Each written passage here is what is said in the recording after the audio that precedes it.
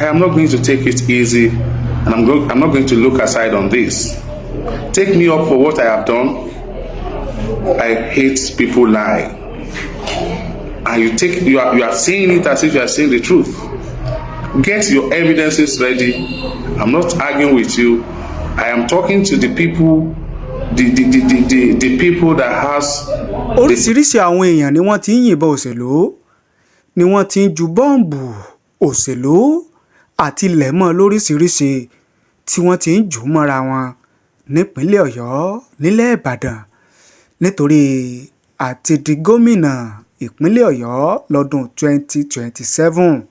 Ṣé ẹ gbàgbé, ṣé ẹ rántí pé mo sọ̀rọ̀ lórí ọ̀rọ̀ tí gbajúmọ̀ ọkùnrin tó máa ń sọ̀rọ̀ lórí ẹ̀rọ ayélujára Funny Thinker, ọ̀rọ̀ tó sọ lẹ́nu bí ọjọ́ mẹ́ta sẹ́yìn nípa gbajúgbajà ọ̀kan lára àwọn tí wọ́n ń díje dupò òṣèlú ní ìpínlẹ̀ Ọ̀yọ́, tọ́jọ́ ọmọ bíbí ìlú Ìbàdàn, tó fi ń ṣe àkàwé ọ̀rọ̀, tó fi ń fi ẹ̀nà sọ̀rọ̀, tó ń ṣe àfiwé ọ̀rọ̀ nípa ọkùnrin kan tí ń jẹ́ Bùnmi lókè ọya àti ọkùnrin kan tó náà gbégbá òṣèlú láti di gómìnà lọ́dún 2027 nílùú Ìbàdàn tó pè ní Rédíóníìkì, ọmọ onírédíò, tó ní ọmọ onírédíò lọ ṣèpàdé pẹ̀lú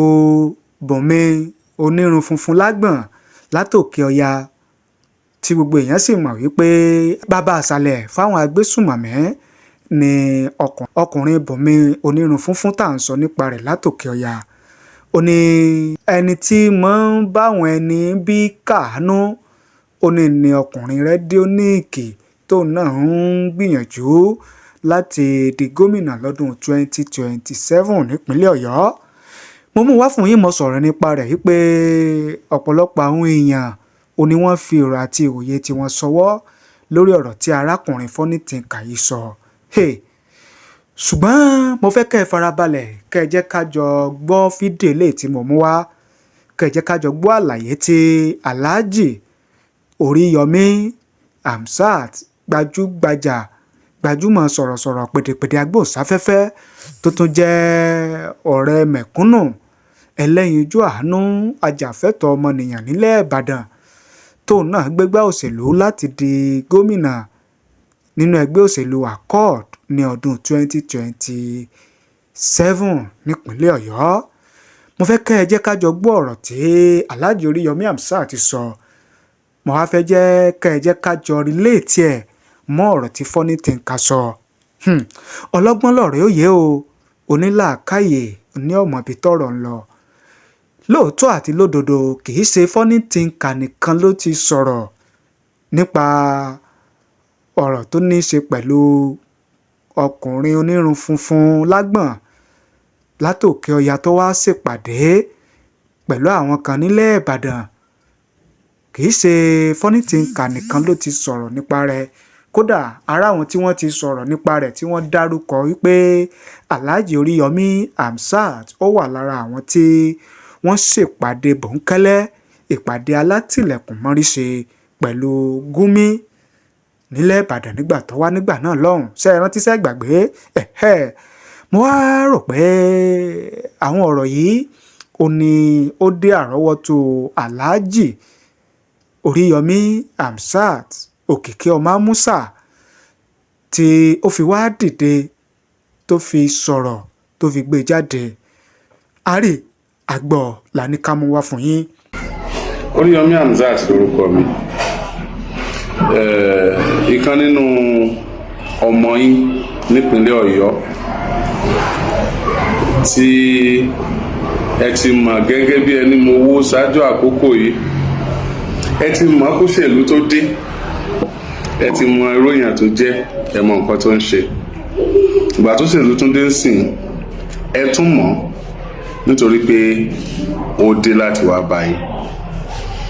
Mo rántí pé jíjáde wá báyìí gbẹ̀yìn ó ní ọjọ́ tí mo sọ̀rọ̀ nípa káàdì ìdìbò. Mo dẹ̀ dúpẹ́ lọ́wọ́ yín pé níṣe ni ibùdó àwọn elétò ìdìbò láwọn ìjọba ìbílẹ̀ kódà àti ní ìjọba ìpínlẹ̀ nípínlẹ̀ Ọ̀yọ́ ló kún fọ́fọ́ nígbà tí mo sọ̀rọ̀ nípa káàdì ìdìbò. Lára àwọn nǹkan tí mo fi dá yín lójú lọ́jọ́ ẹ̀ ni pé ọ̀pọ̀lọpọ̀ tó ń dúró de pé a fẹ́ kó dá wa lójú Oríyọmí fẹ́ díje lóòótọ́ ká tó gba káàdì ìdìbò. Mo ní ẹ jáde ẹ lọ gba káàdì ìdìbò, Oríyọmí á jáde nítòótọ́ ní agbára Ọlọ́run ló ní ẹ̀mí, òun ló dẹ̀ ní gbogbo nǹkan, ó máa jáde láti dìbò. Ṣùgbọ́n lénìí nǹkan tí mo wá fún òun náà ni ìkìlọ̀ ìgbẹ̀yìn fáwọn kọlọ̀rọ̀ sí, ìkìlọ̀ ìgbẹ̀yìn fáwọn kọlọ̀rọ̀ sí. Ṣé rí òṣèlú lóòótọ́ wọ́n ní dirty game ni. I don't want to disagree totally, but I want to tell you emphatically that it is not business as usual. Come 2027, anybody that believes so much in propaganda, lies, fallacies, blackmailing, you may not have your way. The instruments for such atrocities may find their way behind the bar, while the real game players will be on the field to play the game, and while the real men will contest and the winner will be announced. And when the winner is announced at the end of the day, you may still be at the back of the bar, while the person you are trying to fight for won't be able to help or assist you out of the predicament you put yourself.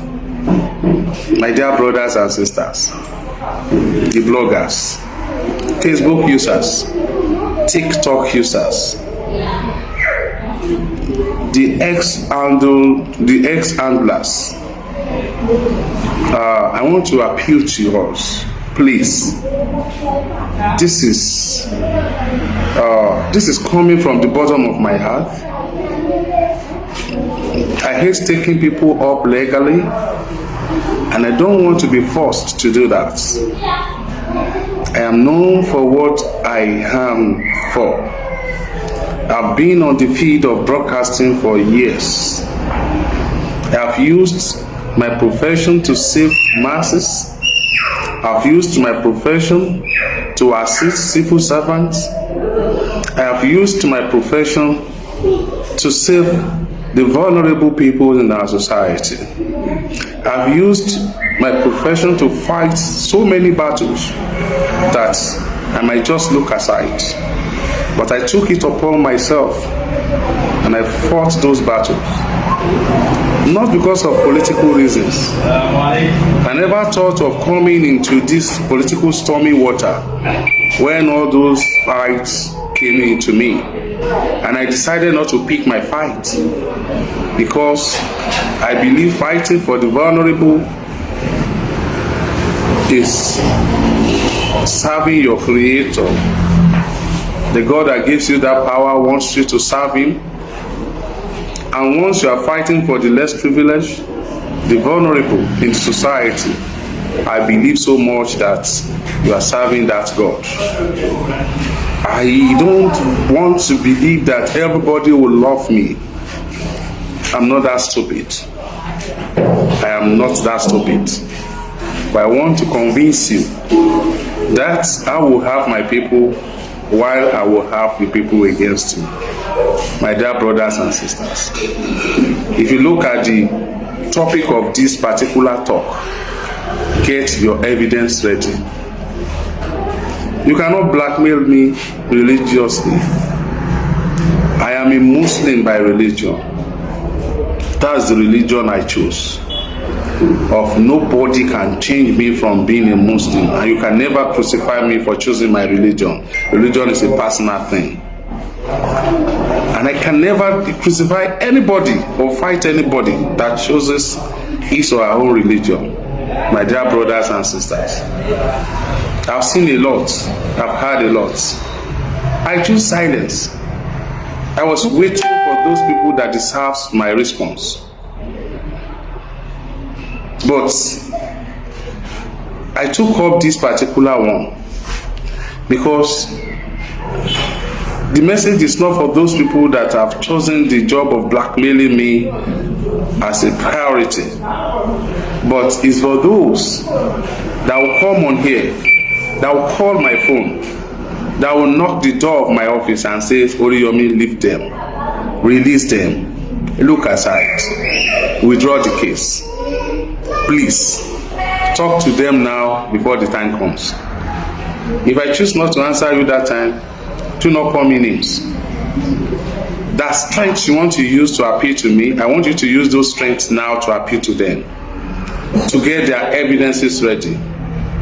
The evidence of where I had a meeting with Gumi, get it ready. The evidences of where you see me romancing with those people that are destroying our society in the name of religion, get it ready. The evidences of where you see Oriyomi Hamzat, and you can prove it beyond reasonable doubt that he is a fanatic, please get it ready. The evidences of where I fought Christians, the evidences of where I fought the traditional believers, please get those evidences ready. I am not going to take it easy, and I'm not going to look aside on this. Take me up for what I have done. I hate people lie. And you are saying it as if you are saying the truth. Get your evidences ready. I'm not arguing with you. I am talking to the people, the people that has the power, the strength, that has the control of the law, that they can call Oriyomi Hamzat. Look, Oriyomi, you have to drop this. Talk to them now before I start my home. Because if you are talking to me, you are using another name to replace my name. That person that is telling you that you are saved from the cyber bully by doing that is not telling you the truth. For the fact that people can relate what you are saying to me, you have already robbed yourself. I am telling you the truth. I want this to be put, I want you to put an end to this rubbish now. I want you to put a stop to this rubbish now, because there is limits to how I can look aside when you are tampering with the reputation I have built with very hardworking, persistent tolerance that none of your family member has ever endured to establish. This is Oriyomi Hamzat. Honestly, frankly, I am not joking. I am contesting. If I'm going to be the first person that will start from the grassroots, if I'm going to be the first person that will believe so much in the grassroots, if I'm going to be the first person that you will see as somebody that doesn't have money, that has never siphoned the people's money and bring it back to them to contest the election and be in charge of the resources of the nation. If I'm going to be the first person, I am ready to. Whatever it takes, I want to serve my people, and you can never prevent me from doing the needful. This is Oriyomi Hamzat. I love you all. God bless you. Mo lérò wípé ẹ̀yin náà ti gbọ́ àlàyé tí Alhaji Oriyomi Hamzat ti ṣe, àwọn ọ̀rọ̀ tó sọ àti bó ṣe gbé kalẹ̀. Mo mọ̀ wípé olóye lẹ́yìn tí ẹ̀ ń gbọ́ wa tẹ̀ ń wò wá lórí ìkànnì yìí, ọlọ́gbọ́n onímọ̀ onílàákàyè ni ẹ̀yin olólùfẹ́ wa. Ẹ ti gbọ́, ẹ sì ti gbọ́ àlàyé t'Alhaji Oriyomi ṣe. Ẹ̀yin gẹ́gẹ́ bí ẹnìkan, kí lè rò, kí ni ìwòye tiyín gan? Gẹ́gẹ́ bẹ́ẹ̀ sì mà wá lórí ìkànnì yìí pé ìkànnì yìí wà láti fi mọ́ jẹ́ kẹ́ ẹ mọ bí nǹkan ṣe ń lọ ibi tí nǹkan dé dúró, ohun tó ń ṣẹlẹ̀ káàkiri ilẹ̀ Yorùbá, orílẹ̀-èdè Nàìjíríà, ilẹ̀ Áfíríkà àti káàkiri àgbáláyé láti máa fi tó yín létí. A tún wá fi àǹfààní sílẹ̀ láti jẹ́ pé kẹ́yìn olólùfẹ́ wa lórí ìkànnì yìí kẹ́ ẹ lè máa dá sí i, kẹ́ ẹ lè máa fi èrò àti òye tiyín kẹ́ ẹ lè máa fi ṣọwọ́ lórí àwọn ọ̀rọ̀ ìṣẹ̀lẹ̀ eléyìí tó bá ń ṣẹlẹ̀ káàkiri, torí pé ìkànnì yìí ó wà fún gbogbo wa ni. A sì nígbàgbọ́ pé èrò àti ìwòye kì í papọ̀ lórí ọ̀rọ̀ tàbí ṣẹlẹ̀ tó bá ṣẹlẹ̀. Ojú ọ̀tọ̀ọ̀tọ̀ lọmọ ẹ̀dá ádámọ̀ fi máa ń wo ọ̀rọ̀. Bẹ́mi ṣe lè wò ó lè yàtọ̀ sí tiyín, bẹ́yìn ṣe lè wò ó lè yàtọ̀ sí tẹlòmíì. Bọ́ba Elédùmarè bó ṣe dálé ayé nìyẹn. Ọ̀nà tó bá wá kọ sóńkálukú, ọ̀nà tí ojú tó kálukú bá fi wò ó, inú kálukú ó fi gbé jáde. Báwo ló ṣe rí lọ́dọ̀ tiyín? Ìyàwó ló kọ sí yín?